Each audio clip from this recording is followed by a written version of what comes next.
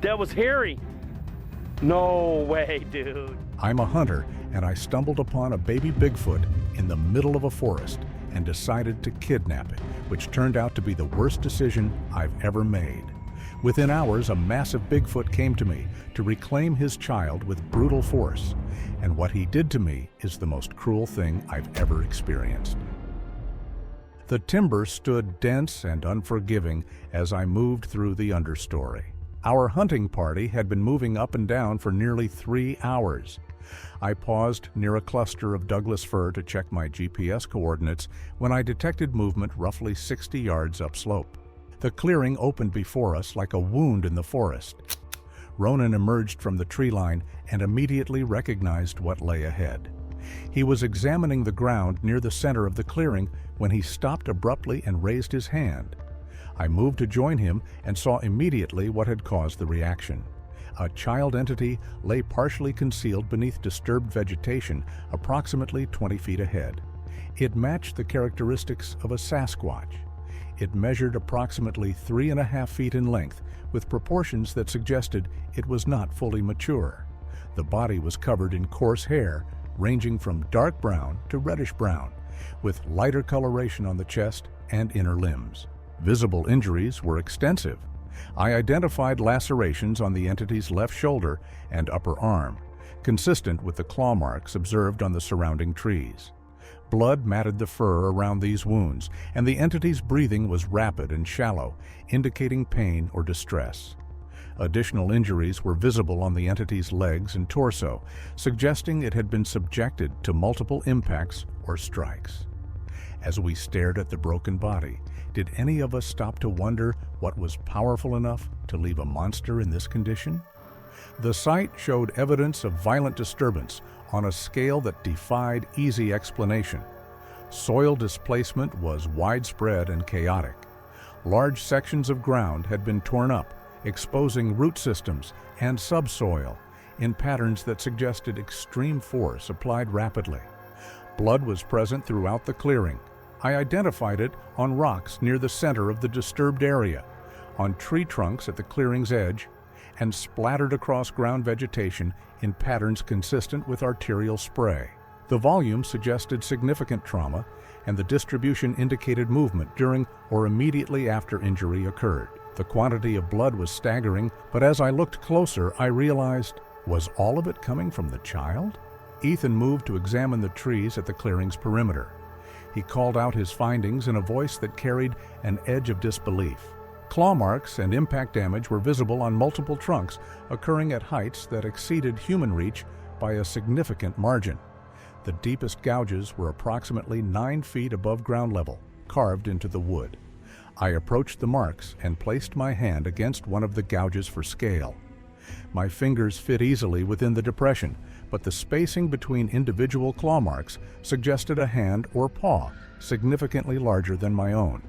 Then the baby Bigfoot emitted high-pitched vocalizations as we approached. The sounds were clearly distress calls, rising and falling in pitch with a frequency that suggested acute pain or fear. I had heard similar vocalizations from injured wildlife, but the tonal quality was different, more complex, with variations that seemed almost linguistic in structure. No adult entities were visible within the clearing or at its perimeter. I conducted a systematic scan of the tree line, looking for movement or any indication of observation. The forest remained still and silent, but I could not shake the sensation that we were being watched from concealed positions. Is silence in a forest a sign of peace, or the collective intake of breath before a strike? I made the decision to approach the entity directly. Every protocol I had learned regarding wildlife encounters argued against physical contact with an unknown species, particularly one that was injured and distressed. But the severity of the juvenile's injuries and the absence of any adult entities suggested that leaving it in place would result in its death, either from trauma or from whatever had attacked it returning to finish what it had started. I knelt beside the juvenile entity and extended my hand slowly, speaking in low, calm tones, despite having no expectation that the creature would understand human speech. The juvenile's eyes tracked my movement, and the distress vocalizations decreased slightly in volume. though they did not cease entirely. The moment I made physical contact with the entity, the forest erupted with sound. Movement exploded from multiple positions within the surrounding timber. I heard heavy bipedal locomotion from at least 3 directions, the sounds distinct and coordinated. The movement pattern suggested repositioning rather than immediate approach. Whatever was out there was adjusting position to maintain observation while remaining concealed within forest cover. Distant vocalizations followed seconds later. The calls were deeper and more powerful than those we had heard during our approach, resonating through the clearing with enough force that I felt them in my chest. The vocalizations originated from multiple directions, creating an acoustic envelope that surrounded the clearing entirely. The baby Bigfoot responded immediately to these calls, its distress vocalizations increasing in both volume and frequency. I recognized the pattern as a response behavior. It was calling back to what I now understood were adult members of its group, likely family units responding to the distress of their young. It was a family reunion, but would the parents see us as the child's saviors or its kidnappers? Ronan moved to my position and helped lift the baby Bigfoot.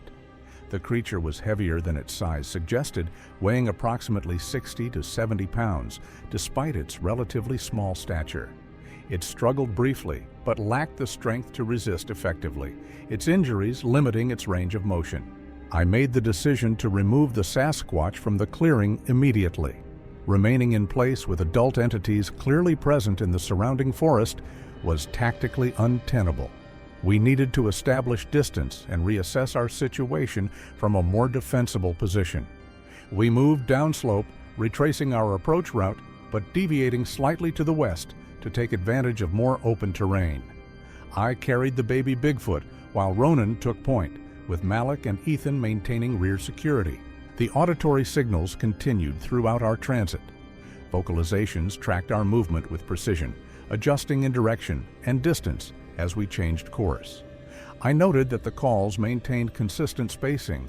The entities producing them were moving parallel to our route, matching our pace without closing distance. The baby Bigfoot continued to vocalize periodically during transit, though its calls grew weaker as we descended. I could feel the creature's breathing becoming more labored, and I increased our pace despite the difficult terrain. Whatever injuries the baby had sustained were serious, and without medical intervention, its survival was uncertain. If the child died in our arms, would the giants in the trees still let us walk out of the woods? I established the temporary camp with tactical efficiency born from years of backcountry experience. The ridge position offered advantages that were critical given our circumstances. Visibility downslope extended roughly 200 yards before the terrain dropped away into dense timber, while the upslope approach was steep enough to slow any advance and provide audible warning through disturbed vegetation. The decision to forego fire was immediate and non-negotiable. Fire would provide warmth and psychological comfort, but it would also broadcast our exact position. Every decision from this point forward needed to prioritize security over comfort. We sat in the freezing dark to hide our presence, but could we hide the scent of fresh blood? The baby Bigfoot was placed on a ground pad near the center of our defensive perimeter. I examined its injuries more thoroughly now that we had relative safety and better light. The lacerations on the shoulder and upper arm were deep, penetrating through the fur and into the muscle tissue beneath. The wounds showed signs of clotting, but the juvenile had lost significant blood, and infection was a serious concern. Malik used supplies from his pack to clean and dress the wounds as best he could. The juvenile tolerated the treatment with surprising docility, its distress vocalizations reduced to occasional whimpers. The creature was calm, but was it because it was healing, or because it knew its real family was already inside the camp's perimeter? Darkness fell rapidly once the sun dropped below the ridgeline, and with it came a profound change in the acoustic environment around us. The low-frequency vocalizations resumed shortly after full darkness. I had been expecting them, but the proximity was startling. The first call originated from a position I estimated at no more than 100 yards upslope, well within the timberline we had been monitoring. The call was deep and resonant, carrying a tonal quality that seemed designed to travel long distances while remaining difficult to pinpoint precisely. A second call answered from the west, roughly the same distance but at a different elevation. Then a third from the east and a fourth from downslope. Within minutes, our camp was surrounded by vocalizations coming from multiple compass directions, each distinct in pitch and tone, but clearly coordinated in timing and structure. I recognized the pattern immediately. We were being encircled. The baby Bigfoot exhibited increased agitation concurrent with the escalation in surrounding activity. Its vocalizations increased in frequency and volume, and I observed it attempting to rise despite its injuries. Malik moved to restrain the creature gently, speaking in low, soothing tones that seemed to have some calming effect despite the language barrier. Audible wood knocks began approximately 1 hour after the vocalizations started. The sounds were distinct and deliberate, the sharp crack of wood striking wood with significant force. The knocks came in sequences, often 3 or 4 in rapid succession, followed by answering knocks from different directions. Then the rocks appeared. I discovered the first one during a perimeter check at approximately 12:30. A stone roughly the size of a softball had been placed at the edge of our camp, positioned carefully on a flat section of ground where it would be easily visible. The placement was deliberate. The rock had not rolled or fallen into position, but had been set there intentionally. If the creature was close enough to leave a gift, why hadn't it taken the child or our lives already? Ronan identified 2 more rocks within the next 15 minutes, both positioned at different points along our perimeter. Each stone was similar in size and had been placed with the same careful deliberation. The rocks formed a pattern that roughly mirrored the camp's defensive perimeter, as if marking or defining the boundary of the human's territory. I understood the implications immediately. The entities surrounding us were demonstrating their ability to approach the camp undetected, to move within feet of our positions without being seen or heard. The rocks were a message, a demonstration of capability, and a warning that our defensive perimeter was permeable. The psychological impact was significant. I observed increased tension in all group members, their movements becoming more cautious, and their responses to ambient sound more pronounced. The knowledge that something large and intelligent could approach within arm's reach without detection eroded the sense of security our positioning had provided. The baby Bigfoot's agitation reached a peak around 1 in the morning. Its vocalizations became almost continuous, and it struggled against Malik's restraining hands with renewed strength despite its injuries. Was the infant fighting to get away from us, or was it trying to warn us? I made the decision to initiate withdrawal approximately 1 hour before dawn. The sky was beginning to show the first hints of gray light on the eastern horizon, enough to suggest that visibility would improve within the next 30 to 40 minutes. Remaining in position through another day was not viable. Our supplies were limited, and the baby Bigfoot required medical attention beyond our capability to provide. The plan was straightforward. We would move downslope toward the logging road where we had left our vehicle, a distance of approximately 2.5 miles through terrain we had traversed the previous day. The route would take us through dense timber for the first mile, then into more open ground as we descended toward the road. Speed and stealth would be prioritized over caution. We needed to create distance from our current position before the entities surrounding us could react and reposition. We were betting our lives on the truck, but what if the truck was no longer a vehicle, but a monument to our failure? Ronan took point again, with me carrying the baby Bigfoot and Malik and Ethan maintaining rear security. We moved out at first light, abandoning most of our camping equipment to reduce weight and increase mobility. Each of us carried only essential gear: weapons, water, basic medical supplies, and navigation equipment. The response was immediate and absolute. All auditory activity ceased the moment we began moving. The vocalizations that had surrounded us throughout the night stopped instantly, as if a switch had been thrown. The wood knocks fell silent. The silence was deafening, but was it a sign of retreat, or the quiet focus of a predator beginning its sprint? The entities that had been monitoring us were now repositioning, moving to intercept or follow without revealing their locations through sound. We covered the first half-mile in 20 minutes, moving as quickly as the terrain and the burden of the baby Sasquatch allowed. The juvenile had fallen silent as well, its eyes wide and alert as if sensing the tension in its carriers. The timber began to thin as we descended, and visibility improved incrementally. I caught glimpses of the logging road through gaps in the vegetation ahead, the pale strip of gravel visible perhaps 300 yards distant. Relief began to edge into my awareness. We were going to make it. The road represented safety, but in the wild, isn't a road just a clear line of sight for something that can run 40 miles per hour? Visual contact with our vehicle was established at approximately 6:40 in the morning. I saw the dark shape of our truck through the trees, parked exactly where we had left it on the shoulder of the logging road. We were 50 yards from the vehicle when the forest exploded. The impact came from the tree line on the opposite side of the logging road. I heard the crash of something massive moving through timber at high speed, then saw a dark shape emerge from the forest cover. The entity was enormous, easily 8 feet tall and proportioned like no animal I had ever encountered. It moved with terrifying speed despite its size, covering the distance to the vehicle in seconds. The impact when it struck the truck was catastrophic. I heard the shriek of metal deforming and the explosive sound of glass shattering. The vehicle was lifted partially off the ground by the force of the collision, then slammed back down with enough violence to collapse the suspension on the driver's side. The entity struck the truck again, this time targeting the hood, and I saw the metal crumple like paper under the force of the blow. Ronan shouted something that was lost in the chaos.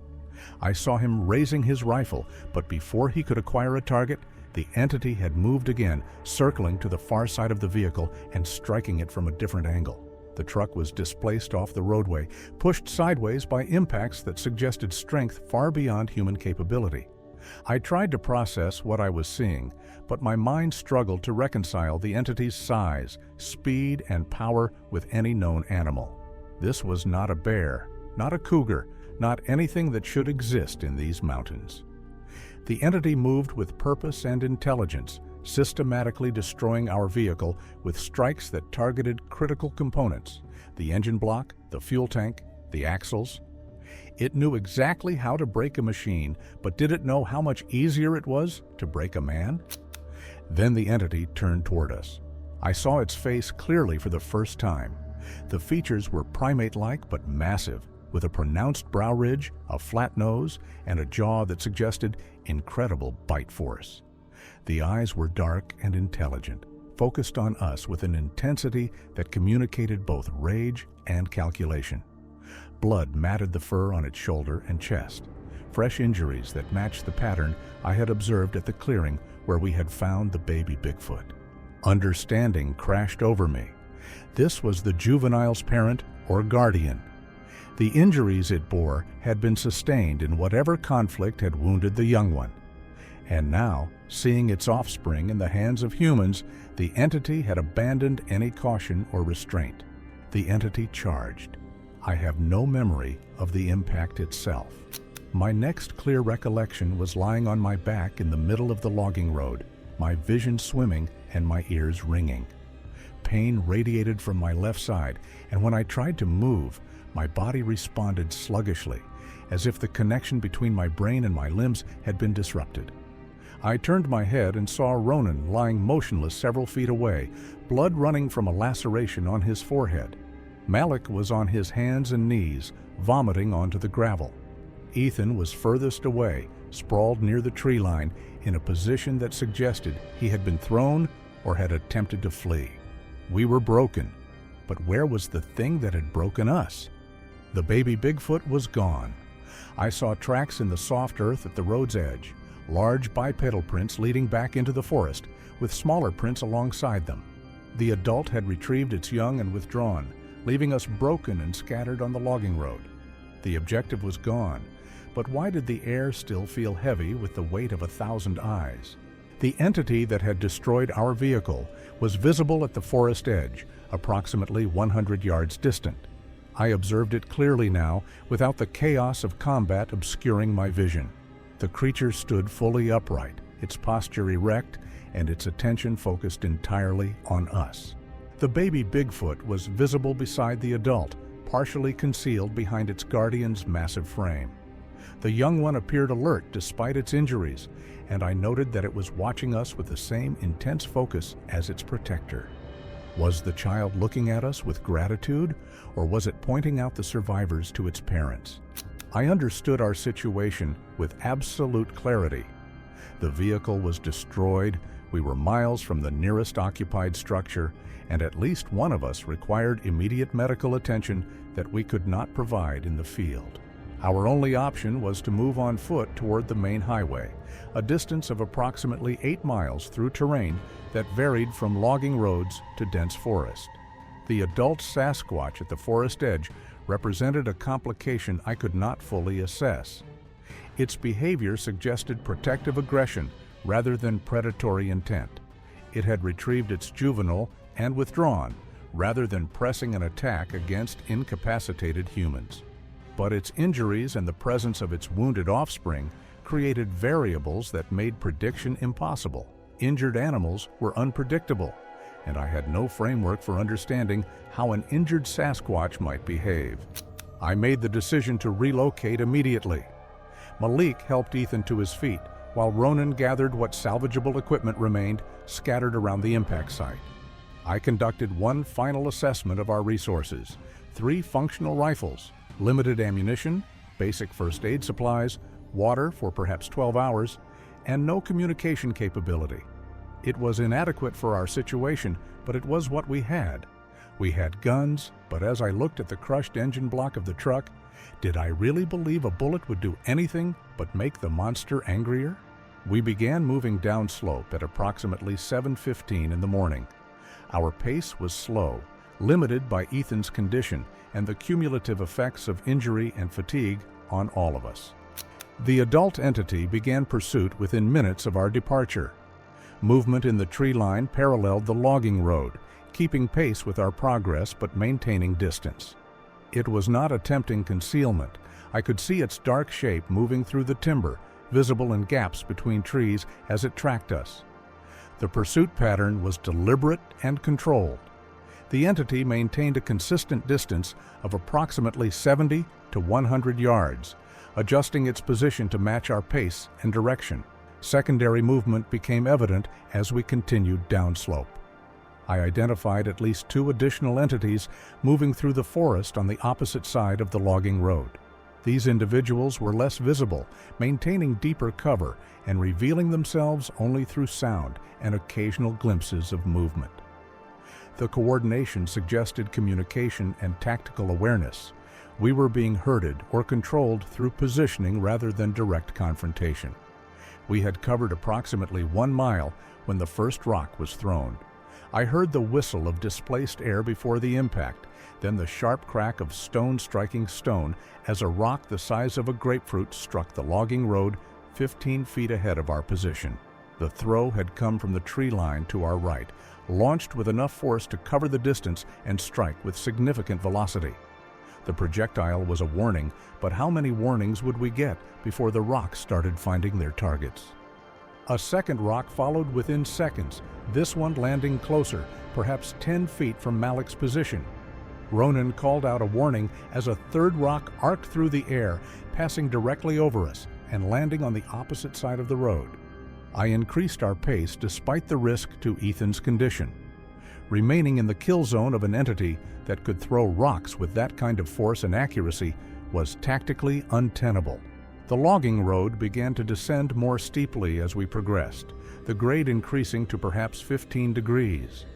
Visibility improved incrementally, but so did our exposure. Is there any place more dangerous for a man than a line of sight owned by a monster? The pursuing Sasquatch adjusted its tactics in response to the changing terrain. I observed it moving closer, reducing the distance to perhaps 50 yards as the tree cover thinned. Its size was even more apparent in the improved visibility. It stood at least 8 feet tall, with a body mass I estimated at 600 pounds or more. Its movements remained fluid despite its injuries, suggesting physical capability far beyond what its wounds should have allowed. Terrain manipulation began approximately 30 minutes into the pursuit. I heard the crash of a falling tree behind us, then saw a large Douglas fir toppling across the logging road perhaps 200 yards back. The tree had not fallen naturally. It had been pushed or pulled down deliberately, blocking the route behind us and eliminating any possibility of retreat. A second tree fell minutes later, this one closer and positioned to narrow the corridor of our advance. Multiple Sasquatch were channeling our movement, forcing us along a specific route through selective blocking of alternative paths. Malik reported that Ethan's condition was deteriorating. The head trauma was causing increasing disorientation, and his responses to questions were becoming delayed and confused. We needed to reach medical care within hours, not days, or the injury could result in permanent damage or death. The clock was ticking for Ethan, but would the forest let us out before his time ran out? I made the decision to abandon the logging road and cut cross-country toward the main highway. The route would be more difficult and take us through denser cover, but it would also be more direct and might allow us to break contact with our pursuers. I led the group off the road and into a ravine that descended sharply toward a creek drainage visible below. The pursuing Sasquatch responded immediately to the change in direction. Vocalizations intensified, and I heard multiple sources moving rapidly through the timber to reposition. The Bigfoot that had been paralleling our movement on the logging road appeared on the ridge above us as it tracked our descent into the ravine. I led the group downward as quickly as safety allowed, using trees and exposed roots for handholds as we descended. A rock struck Ronan in the upper back as we navigated a particularly steep section. The impact drove him forward, and he lost his footing, sliding several feet down the slope before catching himself against a tree trunk. The throw had come from above, launched by the Bigfoot on the ridge with enough force to cause significant bruising despite Ronan's heavy jacket. I realized with cold certainty that the entities were escalating. The throws were no longer warning shots or demonstrations. They were targeting us directly with intent to injure or disable. The pursuit had transitioned from monitoring to active engagement.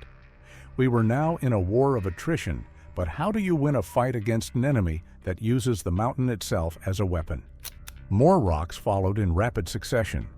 I heard them whistling through the air, striking trees and ground around our position with impacts that sent up sprays of dirt and bark. One stone struck a tree trunk inches from Malik's head, the impact loud enough to make my ears ring. Another hit the ground between my feet, the force of the strike sufficient to embed the rock several inches into the soft earth. We reached the creek at the bottom of the ravine and splashed across without pausing. The water was shallow but fast-moving, fed by snowmelt from higher elevations. I led them up the opposite bank and into a section of younger timber that offered some concealment but limited visibility. Ethan collapsed as we crested the bank. Malik called out urgently, and I turned to see him lying motionless on the ground, his eyes closed and his breathing shallow. The combination of head trauma, physical exertion, and stress had overwhelmed his body's ability to compensate. I raised my rifle and fired a warning shot into the air. The report echoed through the ravine, sharp and unmistakable. The entity on the ridge paused, the rock still held, but not thrown. For several seconds, human and creature regarded each other across the distance, each assessing the other's intent and capability. The entity lowered the rock slowly and stepped back from the ridge edge, disappearing from view. I heard movement in the timber around us, the other pursuing entities withdrawing, their vocalizations fading as they increased distance.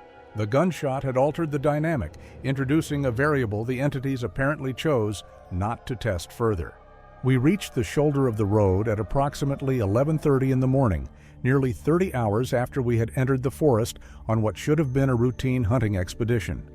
A logging truck stopped within minutes of our arrival at the roadside, the driver's expression shifting from curiosity to alarm as he assessed our condition.